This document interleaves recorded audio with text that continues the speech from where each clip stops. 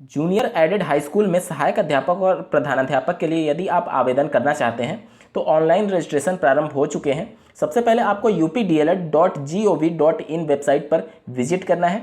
उसके बाद से नीचे स्क्रॉल डाउन होंगे तो यहाँ पर एक लिंक दिया गया है UP junior added selection exam, पहले वाले पर आप क्लिक कर देंगे। उसके बाद से फिर से नीचे स्क्रॉल डाउन होंगे और नीचे जाएंगे तो यहाँ पर फिर से आपको लिंक दिया गया है यूपी जूनियर एडेड रजिस्ट्रेशन करके, ठीक है। इस पर आप क्लिक कर देंगे। आपके सामने कुछ ऐसा पेज ओपन हो जाएगा जिसमें आपको जनरल गाइडलाइंस दी गई हैं, रजिस्ट्रेशन फीस के बारे में जानकारी दी गई है और गाइडलाइंस फॉर फोटोग्राफ्स और इमेज को किस प्रकार से स्कैन करना है उसके बारे में जानकारी दी गई है। यदि आप इसे डिटेल में पढ़ना चाहते हैं तो राइट साइड पे जो व्यू दिख रहा है उस पर क्लिक करेंगे तो ये PDF डाउनलोड हो जाएगी, ठीक है। उसके बाद से यहाँ पर प्रोसेस स्टेप्स बताए गए हैं कि सबसे पहले आपको अपना रजिस्ट्रेशन करना होगा, फिर रजिस्ट्रेशन को वेरीफाई करना होगा, फिर पासवर्ड को अपडेट करना होगा। उसके बाद से जो जो स्टेप्स बताए गए हैं उसी प्रकार से आप आगे बढ़ते जाएंगे। यहाँ पर देखिए मैं रजिस्ट्रेशन कर करके आपको दिखा रहा हूँ। पहला है कैंडिडेट रजिस्ट्रेशन, राइट साइड पे क्लिक लिखा हुआ है, इस पर आपको क्लिक कर देना है।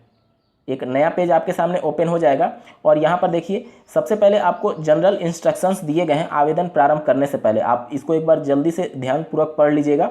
उसके बाद से यहाँ पर फीस के बारे में जानकारी दी गई है कि जनरल और OBC के लिए 700 निर्धारित किया गया है। अगर आप असिस्टेंट टीचर के लिए अप्लाई करते हैं, प्रधानाध्यापक के लिए 900 रुपये फीस निर्धारित की गई है और अगर आप SC ST हैं तो असिस्टेंट टीचर के लिए 500 और प्रधानाध्यापक के लिए 700 और अगर आप विकलांग कोटे से संबंधित हैं तो 300 रुपये असिस्टेंट टीचर के लिए और 400 रुपये प्रधानाध्यापक के लिए आपको पे करना अनिवार्य होगा।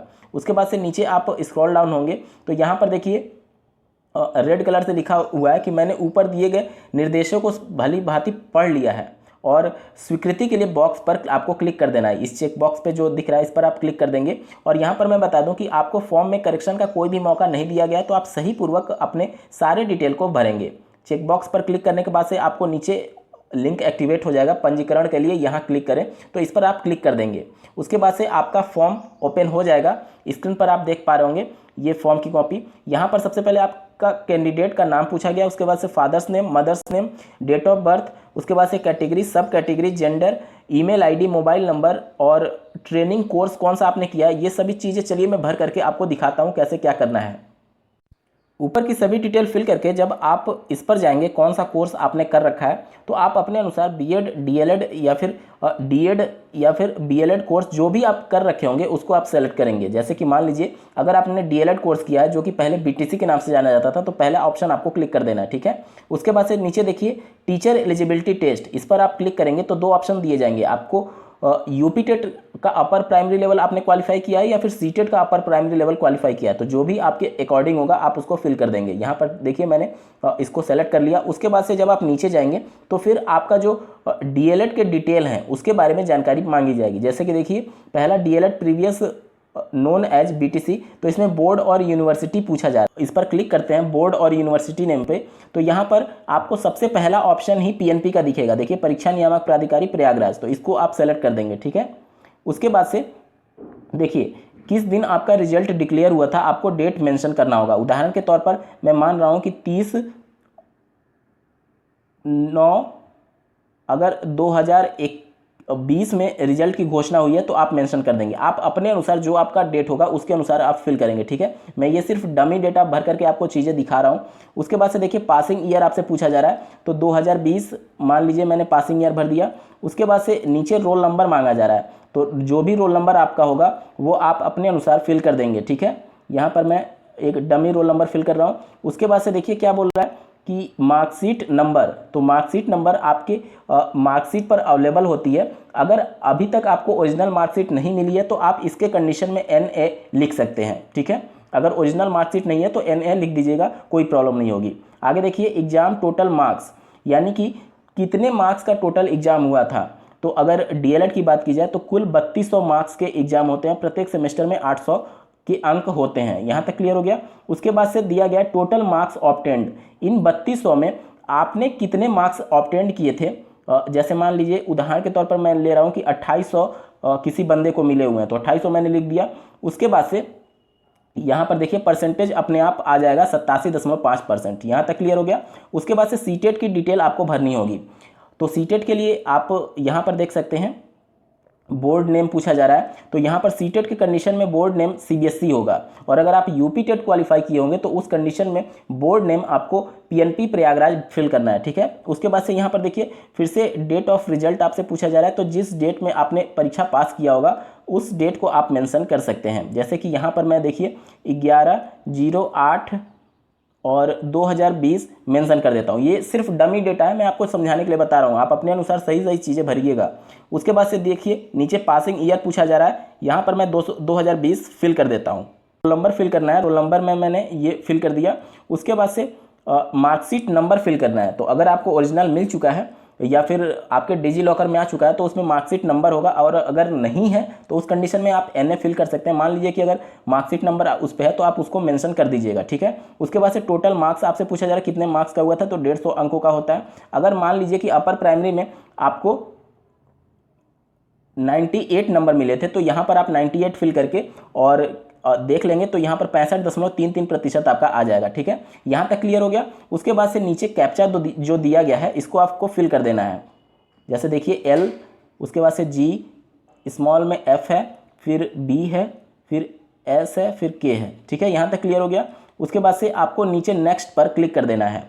नेक्स्ट पर जैसे ही आप क्लिक करेंगे उसके बाद से आपसे पूछा जा रहा है कि आप एग्री हैं, जो भी डिटेल आपने फिल की है, तो आई एग्री पर क्लिक कर दीजिएगा और फाइनल सबमिट पर क्लिक कर देंगे। उसके बाद से यहाँ पर देखिए क्या कह रहा है कि आप कोई भी चेंज नहीं कर पाएंगे। तो अगर आपको कोई गलती लग रही है तो यहाँ से आप इसको सही कर सकते हैं, और अगर आप कंफर्म है तो यस प्लीज़ डू पर आप क्लिक कर दीजिए। आपका रजिस्ट्रेशन सक्सेसफुली हो चुका है ऐसा मैसेज अलर्ट में आएगा, और उसके बाद से क्लिक हियर टू प्रोसीड पर आपको क्लिक कर देना है, ठीक है।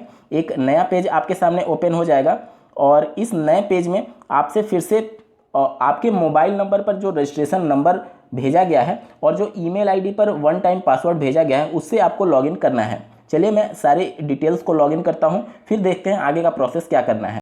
लॉगिन करने के बाद से आपके सामने कुछ ऐसी डिटेल आ जाएगी जिसमें आपके डीएलएड और जो सीटेट या फिर यूपी टेट का डिटेल आपने फिल किया था वो ओपन हो जाएगा, ठीक है। उसके बाद से आपसे नीचे पूछा जा रहा है कि कैटेगरी सर्टिफिकेट डेट, यानी कि अगर आप ओबीसी एससी एसटी से बिलोंग करते हैं तो किस डेट में आपका सर्टिफिकेट इशू हुआ था उस डेट को फिल करना होगा। उसके नीचे सब कैटेगरी सर्टिफिकेट का डेट फिल करना है। अगर आप स्वतंत्रता सेनानी है या फिर फिजिकली हैंडीकैप्ड हैं तो उस कंडीशन में सब कैटेगरी आपको फिल करनी होती है, ठीक है। अगर आप नहीं है तो NA अप्लाई कर देंगे। उसके बाद से देखिए वैकेंसी अप्लाइंग फॉर, आप किसके लिए अप्लाई करना चाहते हैं, असिस्टेंट टीचर के लिए, प्रिंसिपल के लिए या फिर दोनों के लिए। तीनों ऑप्शंस आपको यहाँ पर दिखेंगे, मैं आपको नीचे दिखा रहा हूँ। देखिए जब इस पर वैकेंसी अप्लाइंग फॉर पर जब आप क्लिक करेंगे तो यहाँ पर 3 ऑप्शन खुलेंगे। पहला असिस्टेंट टीचर, और दूसरा खुलेगा assistant teacher and principal both, और तीसरा खुलेगा प्रिंसिपल। यानी कि अगर आप दोनों के लिए अप्लाई करना चाहते हैं तो दूसरा ऑप्शन चुनेंगे, लेकिन इसके लिए आपको कम से कम 5 वर्ष का एज ए असिस्टेंट टीचर आपको एक्सपीरियंस होना अनिवार्य है। यहाँ तक क्लियर हो गया। उसके बाद से देखिए जब इसके नीचे वाले में जब आप जाएंगे तो first appointment date as teacher, यानी कि आप 5 साल एक्सपीरियंस है या नहीं इसको जांचने के लिए आप सहायक अध्यापक के तौर पे जूनियर एडेड हाई स्कूल में कब भर्ती हुए थे उसकी डेट आपसे पूछी जा रही है। उसके बाद से नीचे total experience as a teacher अपने आप ये फिल हो जाएगा। यहाँ तक क्लियर हो गया। उसके बाद से देखिए अगर आप केवल असिस्टेंट टीचर के लिए अप्लाई करना चाहते हैं तो सिर्फ असिस्टेंट टीचर वाला ही आप उसमें सेलेक्ट करेंगे, और उसके बाद से आपका एक्सपीरियंस नहीं पूछा जाएगा। यहाँ तक क्लियर। उसके बाद से आपकी बेसिक डिटेल्स, आपने हाई स्कूल, इंटरमीडिएट और ग्रेजुएशन में कितने प्रतिशत अंक हासिल किए हैं, किस बोर्ड से किया है, किस ईयर में आप पास हुए थे, और आपका रोल नंबर क्या था या फिर इनरोलमेंट नंबर क्या था, मार्कशीट नंबर क्या था, ये सभी डिटेल आपको फिल करनी होगी। मैं यहाँ पर फिर से बता दूँ, अगर आपका मार्कशीट नंबर नहीं होगा तो आप NA लिख देंगे और उसके बाद से आप आगे प्रोसीड कर जाएंगे, ठीक है। आपको मार्कशीट नंबर लेकर के बहुत ज़्यादा कंफ्यूज नहीं होना है। अगर आपके मार्कशीट पे दिया हुआ है मार्कशीट नंबर तब तो ठीक है, अगर नहीं दिया है तो NA आप फिल कर सकते हैं। उसके बाद से नीचे आपसे पूछा जाएगा कि एग्जामिनेशन सेंटर सिटी, आप कहाँ पर एग्जाम देना चाहते हैं। वो एग्जामिनेशन सेंटर सिटी सेलेक्ट करते हुए आपको दिए गए कैप्चा को फिल करते हुए सबमिट पर क्लिक कर देना है। उसके बाद से आपने जो भी डिटेल फिल की होंगी वो आपके स्क्रीन पर इस प्रकार से आ जाएगा, जिसमें आपकी बेसिक डिटेल और इसके अलावा high school, inter graduation, DLED और सीटेट या फिर यूपी टेट जो भी अप्लाई किए होंगे सब कुछ डिटेल ओपन होकर के आपके स्क्रीन पर आ जाएगा। उसके बाद से आपको सबमिट पर क्लिक करना होगा और आपसे पूछा जाएगा कि आप सबमिट करने के बाद से इसमें कोई भी चेंज नहीं कर सकते।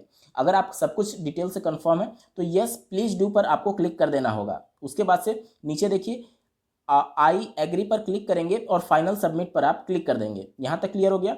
उसके बाद से आपके सामने एक मैसेज अलर्ट आएगा कि आपने सक्सेसफुली फॉर्म फिल कर लिया है। उसके बाद से नीचे वाला जो लिंक दिया गया है मैसेज अलर्ट में कि download declaration form for uploading, इस पर आप क्लिक कर देंगे। उसके बाद से एक नया पेज आपके सामने ओपन हो जाएगा जिसमें आपसे सेल्फ डिक्लेरेशन कराया जाएगा। आप वो फॉर्म देख पा रहे हैं, जो भी आप डिटेल भरेंगे कुछ इस फॉर्मेट में आ जाएगा।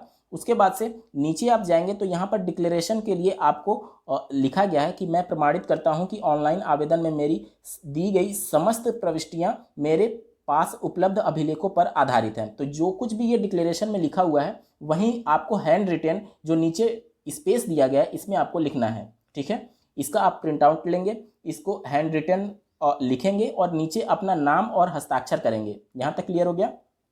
उसके बाद से आप जो ये पूरा प्रिंट आउट लेकर के इस पर लिखेंगे डिक्लेरेट करते हुए, उसका आप स्कैन कॉपी लेंगे और उसके बाद जो आपके ईमेल आईडी पर एक ओटीपी भेजा गया था उस ओटीपी से आप फिल करेंगे और आपसे पासवर्ड चेंज करने के लिए बोला जाएगा। आप ओटीपी फिल करेंगे। उसके बाद से नया पासवर्ड क्या रखना चाहते हैं आप अपने अनुसार 8 to 13 कैरेक्टर्स के बीच में आप रख सकते हैं। यहाँ तक क्लियर हो गया। उसके बाद से आप सबमिट पर क्लिक कर देंगे तो जो आपका ओटीपी आया था वो कन्वर्ट हो जाएगा आपके नए पासवर्ड में। उसके बाद से नए पासवर्ड से फिर से आपको लॉगिन करने के लिए बोला जाएगा, जिसमें पहला आप रजिस्ट्रेशन नंबर फिल करेंगे, दूसरा पासवर्ड और नीचे कैप्चा फिल करते हुए लॉगिन पर आपको क्लिक कर देना होगा। उसके बाद से देखिए यहाँ पर डाउनलोड डिक्लेरेशन फॉर्म पहला स्टेप आपने कंप्लीट कर लिया है। उसके बाद से आपको दूसरे स्टेप जो कि फी पेमेंट है उस पर आपको क्लिक करना होगा। आपने जो कैटेगरी फिल की होगी उसके अकॉर्डिंग ये अपने आप फी पेमेंट कितनी आपको करनी है उसका डिटेल ले लेगा। उसके बाद से आपको एक्शन सबसे राइट हैंड साइड पर दिख रहा होगा, उस पर सेलेक्ट पर क्लिक कर देना है।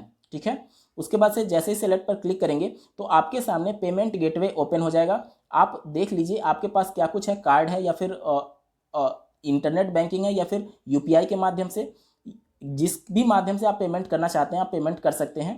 पेमेंट आपका सक्सेसफुल होने के बाद से जो स्टेप 2 है उसमें फी पेड लिख करके आ जाएगा। ठीक है, ग्रीन कलर से। उसके बाद जो तीसरा स्टेप है फिल रजिस्ट्रेशन पार्ट 2, इस पर आपका फॉर्म ओपन हो जाएगा और इसमें कुछ डिटेल्स आपसे फिर से पूछी जाएंगी। जो आपने पहले बेसिक डिटेल भरी थी वो तो रहेगा ही रहेगा, साथ ही यहाँ पर कुछ आपसे अन्य डिटेल्स जैसे कि आपके पेरेंट्स का नाम, गार्जियन का नाम पूछा जाएगा और जो आपका कम्युनिकेशन एड्रेस है वो आपको यहाँ पर फिल कर देना होगा। ठीक है, यहाँ पर कम्युनिकेटिंग एड्रेस आप फिल करके और नीचे सबमिट पर आपको क्लिक करना है। फिर से ये पेज ओपन हो जाएगा जिसमें आई एग्री पर चेकबॉक्स पर आप टिक करेंगे और फाइनल सबमिट पर क्लिक कर देंगे। उसके बाद से फिर से एक कन्फर्मेशन मैसेज आएगा और अगर आपने सभी डिटेल सही फिल की हैं तो यस प्लीज़ डू पर आप क्लिक कर देंगे।